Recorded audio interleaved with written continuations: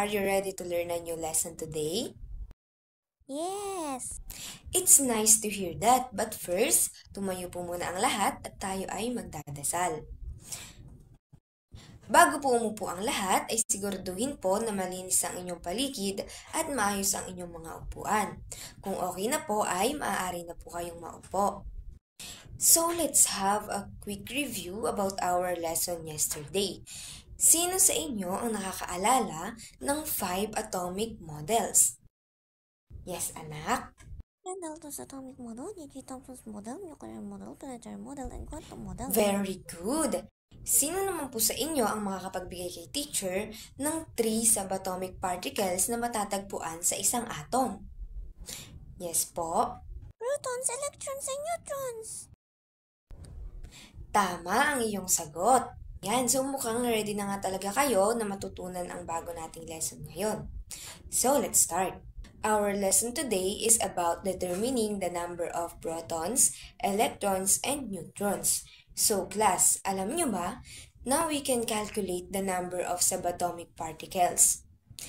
And we can calculate that if the atomic number and the atomic mass is provided. At pwede rin natin i-calculate ang atomic number at atomic mass for any element if the number of subatomic particles is already known. So, paano kaya yun?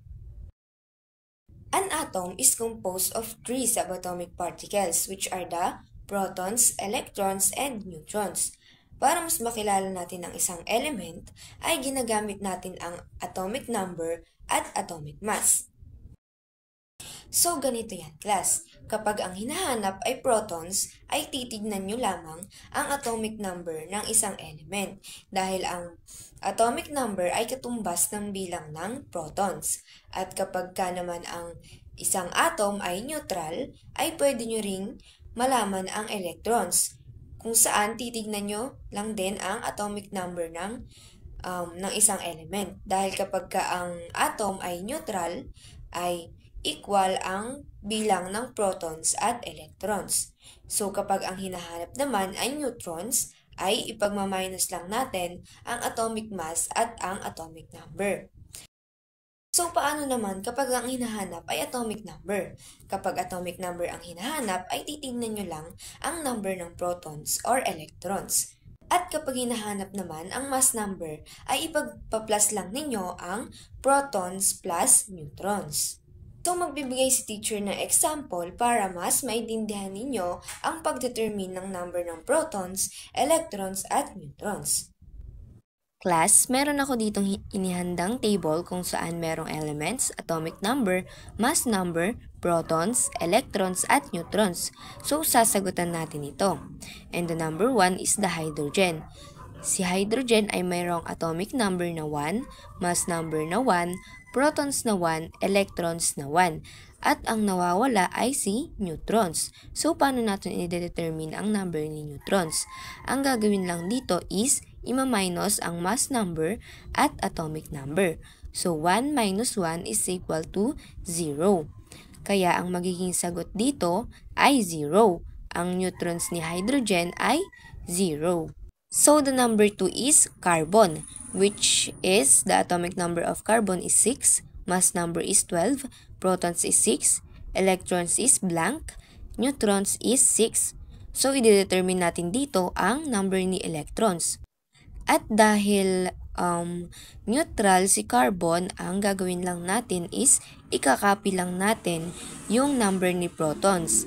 Dahil ang rule ay kapag ka neutral, ang gagawin lang ay magbabase sa number ni protons dahil ito ay equal. Kaya naman, ang electrons ni carbon ay 6. Sa number 3 naman tayo, which is oxygen, na mayroong atomic number na 8, mass number na nawawala, protons na 8, electrons na 8, at neutrons na 8. So, paano natin i-determine si mass number? Ang gagawin lang dito ay ipagpa-plus lang natin si protons at neutrons. So, 8 plus 8 is equal to 16. Kaya naman, ang mass number ni oxygen ay 16. Dito naman tayo kay sodium. ang nawawala dito is yung atomic number niya. And mayroon siyang mass number na 23, protons na 11, electrons na 11, at nawawala din ang kanyang neutrons. At dahil nga, ang atomic number ay equal sa number ng protons, ang magiging sagot dito sa atomic number ni sodium ay number 11, dahil ang protons ni sodium ay 11. Dito naman tayo kay neutrons. Ang gagawin natin dito ay ima-minus natin ang mass number at atomic number ni sodium. So, ang mass number ni sodium ay 23 at ang atomic number ni sodium ay 11.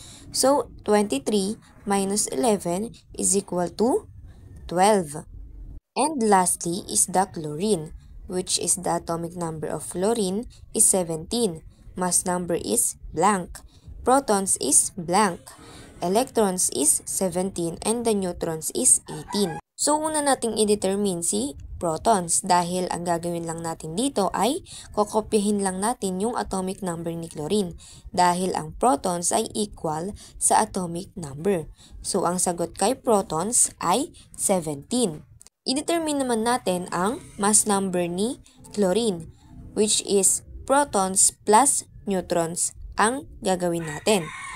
Ang protons ni chlorine ay, ilan ulit ang protons? 17. And the neutrons is 18. So, 17 plus 18 is equal to 35. Ayun lamang po ang ating lesson ngayon at sana ay may naintindihan kayo.